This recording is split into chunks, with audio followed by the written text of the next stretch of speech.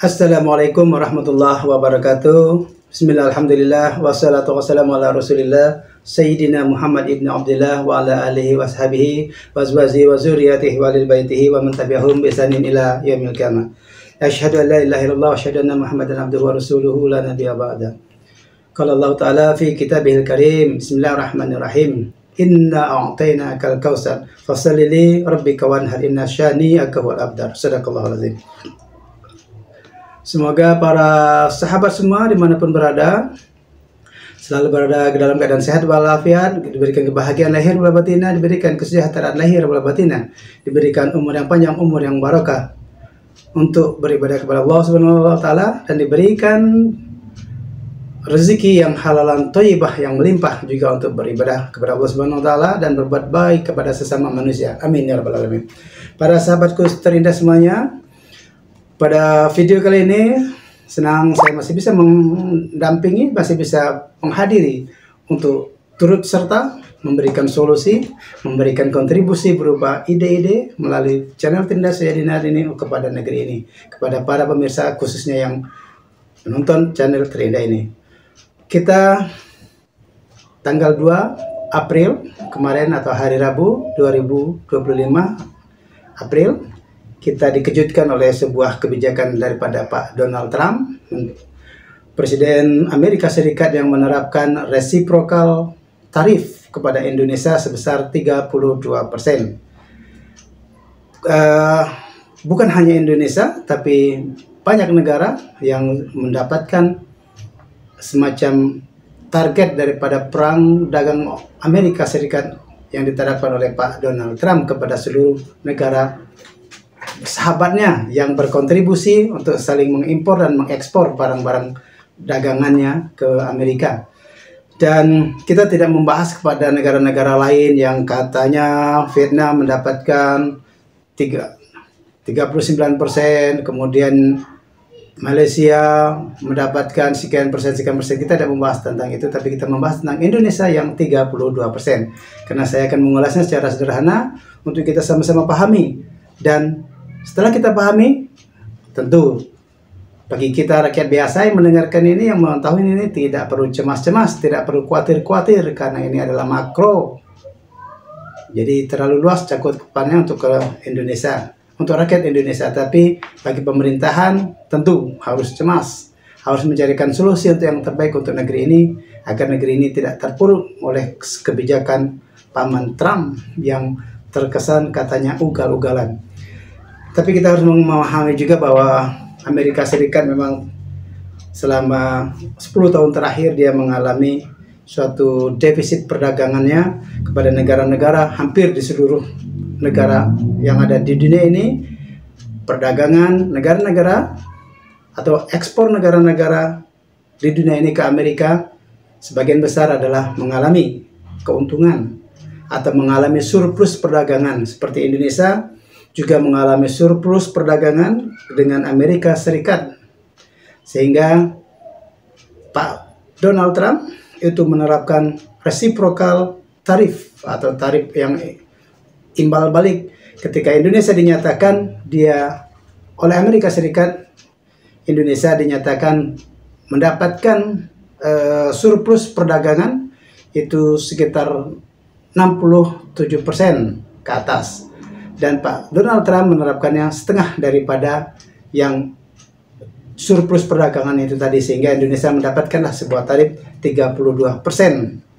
Artinya Donald Trump melakukan ini dia untuk melindungi perekonomian di negerinya, untuk melindungi tenaga kerja asli orang Amerika sana, dan untuk melindungi barang-barang produksinya di dalam negeri sendiri.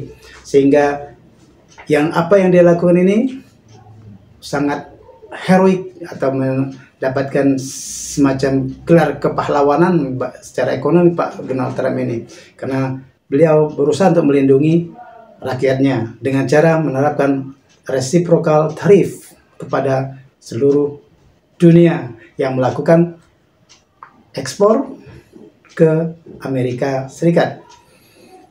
Indonesia mendapatkan 32%, artinya Meskipun ini akan diberlakukan mulai hari Rabu tanggal 9 April 2025 nanti, akan tetapi Indonesia berada dalam sebuah kecemasan yang sangat mungkin yang sangat mencemaskan juga, karena dampaknya ini akan sampai ke bawah kepada kebutuhan dasar rakyat Indonesia. Tetapi tentulah pemerintahan kita dengan segala kecerdasannya, dengan para ahli-ahlinya, dengan para pakar-pakar di bidang ekonominya, dan para pakar-pakar di bidang komunikasi politiknya dan lain sebagainya, tentu akan melaksanakan antisipasi agar 32% yang diterapkan oleh pemerintah Amerika Serikat terhadap ekspor Indonesia ke Amerika ini bisa diambil solusi terbaiknya, atau bernegosiasi kembali agar 32% tidak diterapkan secara langsung kepada Indonesia. Oke, Pak Donald Trump, seperti ini ya ungkapan yang secara sederhana kepada rakyat Indonesia. Kita sebagai supir taksi, kita sebagai kuli bangunan, kita sebagai guru-guru honorer maupun guru-guru negeri, maupun dosen-dosen swasta maupun dosen-dosen negeri yang tingkatnya bukan ahli di bidang ekonomi, tentu kita tak perlu terlalu mencemaskan kondisi atau kebijakan Donald Trump kepada Indonesia ini. Biarkanlah para ahli di bidang ekonomi dan pemerintah Pak Prabowo untuk menyelesaikan persoalan-persoalan ini. Karena kalau kita turut ikut memikirkannya ini dan itu tidak menyelesaikan masalah, tetapi hanya menambah masalah bagi diri kita sendiri. Sementara pemerintah sudah punya trik-trik tersendiri untuk menyelesaikan atau mungkin mengikuti tarif yang ditetapkan oleh Donald Trump sebanyak 32%. Sederhananya seperti ini. Indonesia itu menjual produk-produk elektronik, menjual produk-produk sepatu, kemudian CPO minyak sayur dan sebagainya, kemudian produk-produk unggulannya karet dan sebagainya ke Amerika Serikat. Jadi ketika kita menjual atau mengekspor produk-produk unggulan Indonesia ke Amerika, itu ditambah 32%. Artinya dengan 32% itu tentulah produk Indonesia akan berdaya saing sangat ketat dengan produk-produk negara lain yang juga akan dijual atau diekspor ke Amerika.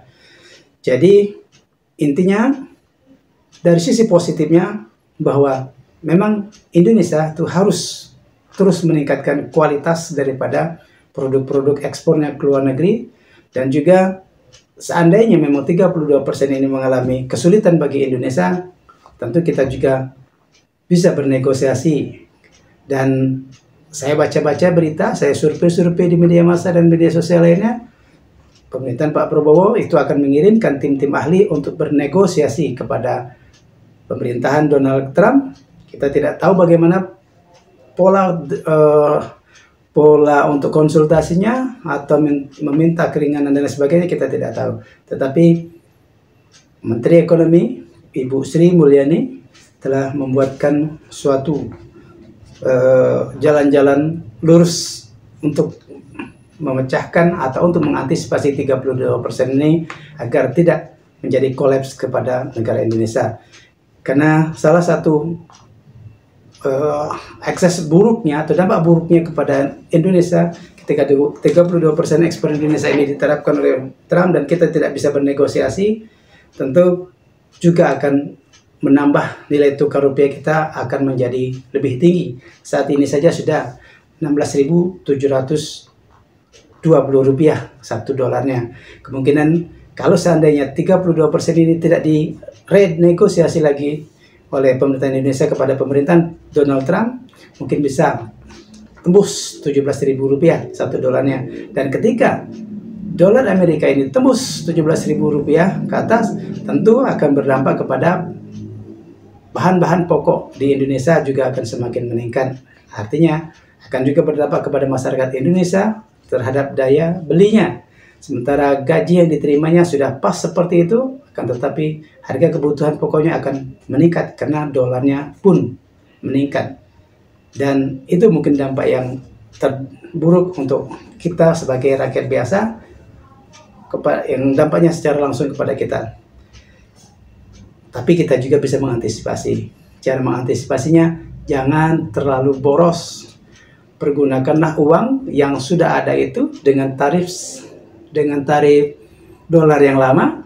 Jangan kita berfoya-foya, bergunakanlah semaksimal mungkin atau sesederhana mungkin atau sehemat mungkin agar kita bisa survive dari bulan ke bulannya. Karena gajian kita adalah setiap bulannya, atau mungkin yang para kuli-kuli bangunan yang gajinya seminggu sekali, mungkin mereka harus lebih berhati-hati dalam menggunakan keuangannya.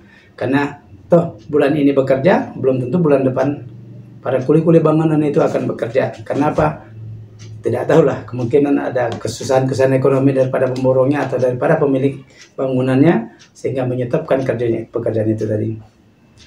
Oke para sahabat terindah, sebelum saya melanjutkan ini, saya meminta kepada saudara semua untuk tinggalkanlah like, berikanlah komen, kemudian share-lah video ini kepada kawan-kawan kita semua.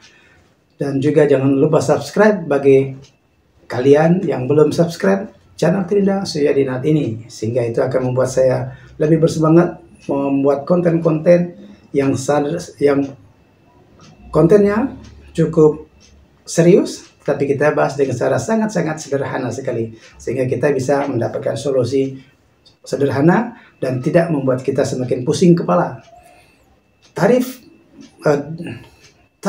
Trump ini 32% untuk Indonesia. Sebagai rakyat Indonesia, kita patut memberikan sokongan kepada negara bahwa terus untuk melakukan renegosiasi ataupun melakukan adaptasi produk unggulan kita ke Amerika Serikat. Dan kalaulah seandainya kita tetap mengikuti dengan 32%, toh kita bisa mengalihkan ekspor kita kepada negara lain yang tidak menerapkan tarif ekspor kita tinggi atau sama-sama rendah, atau paling maksimalnya adalah 10% adalah merupakan tarif ekspor yang sangat masuk akal, yang sama-sama bisa win-win solution, yang kita senang, yang kita eksporkan juga senang. Tapi kalau seperti ini, sepertinya Pak Donald Trump ini protektif terhadap produk-produk dalam negerinya agar bisa berleluasa berlaku di negerinya sendiri. Dan barang-barang dari luar ketika mau masuk dikenakan tarif pajak yang besar, dan dia bisa mendapatkan keuntungan juga atau mendapatkan tarif pajak untuk pemasukan income daripada ekspor itu ke negaranya. Dan kebijakan ini diterapkan karena AS pada saat ini mengalami defisit perdagangan dengan negara-negara tersebut. Yang perlu kita ketahui adalah perang dagang ini mungkin wabil khusus ditujukan kepada Cina, yang saat ini 10 tahun terakhir ini Cina mendominasi pasar-pasar dunia dengan tarif yang tidak terlalu tinggi ke Amerika, sehingga membuat surplus perdagangan Cina ke Amerika Serikat itu tembus lebih daripada 100% daripada surplus perdagangannya. Maka diterapkannya separuh dari surplus perdagangannya sebesar 67% untuk produk-produk Cina. Dan begitu pun produk-produk Cina yang masuk ke Indonesia juga kita tidak menerapkan pajak yang terlalu tinggi, sehingga produk Cina pun mengalir secara deras ke Indonesia. Dan begitu pun sebaliknya, produk kita juga ngalir ke negara Cina. Dan juga karena kita persahabatannya cukup kental, persahabatan Indonesia dengan Cina juga cukup baik, pajak tarif daripada ekspor Indonesia ke Cina juga tidak melebihi daripada 10%. Jadi kita bisa mempertahankan pasar kita di Cina, dan juga pasar di Eropa yang belum terbuka secara lebar untuk produk-produk Indonesia, itu perlu dijajaki kembali. Dan kami mendoakan sebagai rakyat biasa, semoga tim-tim negosiator orang Indonesia, ahli-ahli Indonesia yang dikirim Pak Prabowo ke pemerintahan Donald Trump mungkin bisa renegosiasi 32% ini tidak menjadi 32% atau kurang. Karena kita juga mendapat info dari sejumlah media massa bahwa Pak Donald Trump ini orangnya adalah deal or not deal. Jadi kalau seandainya dia setuju, akan terrealisasikan tergantung gaya negosiasi kita, tergantung keahlian kita bernegosiasi dengan Pak Donald Trump. Kalau kata dia, oke, Indonesia tidak 32%, tetapi 20% atau lain sebagainya, bisa membuat Indonesia tidak begitu terkejut-kejut jantungnya untuk mencapai pertumbuhan ekonomi yang kata Pak Prabowo targetnya adalah 8%. Kalau ini yang terjadi, mungkin bisa saja 8% sebagai suatu hayalan daripada Pak Prabowo yang akan diusahakan, mungkin bisa tercapai. Tapi kalau seandainya tidak bisa tercapai pun kita tidak bisa begitu mengharapkan, karena toh kita persoalan-persoalan di negeri kita juga itu telah mengakibatkan kita juga mengalami pertumbuhan ekonomi yang tidak baik-baik saja. Persoalan politik, persoalan perseteruan secara politis juga persoalan korupsi masa lalu yang masih menggema dan masih maha dahsyatnya itu belum terselesaikan, juga akan memicu pertumbuhan ekonomi yang mungkin tidak terlalu positif untuk Indonesia. Plus lagi ditambah kebijakan Pak Donald Trump yang terkesan ugal-ugalan untuk seluruh negara yang berekspor ke negaranya. Dan kami percaya Pak Prabowo dan timnya bisa mencari jalan keluar agar Indonesia tidak semakin terpuruk secara ekonomi, agar Indonesia tidak semakin terbelenggu dalam kesulitan ekonomi, karena di Indonesia pun masih bertumpuk-tumpuknya persoalan-persoalan koruptor yang belum terselesaikan, persoalan-persoalan korupsi yang masih menggantung, persoalan-persoalan politik yang mengenai pilkada yang belum selesai semua itu, dan juga persoalan-persoalan cawe-cawenya sang presiden yang lama juga belum selesai dan masih tergulir hingga hari ini, termasuk problem-problem lainnya yang kita sama-sama ketahui di seantero negeri ini, pagar laut, kemudian rempang, kemudian IKN yang mangkrak dan lain sebagainya, kita tidak tahu. Tapi we trust you, Prabowo and your friends, in leading the Indonesia go to the target of Indonesia maju. Demikian, semoga bisa memberikan manfaat. Kita adalah bangsa yang besar, sudah bolak-balik kita diterjang oleh derita-derita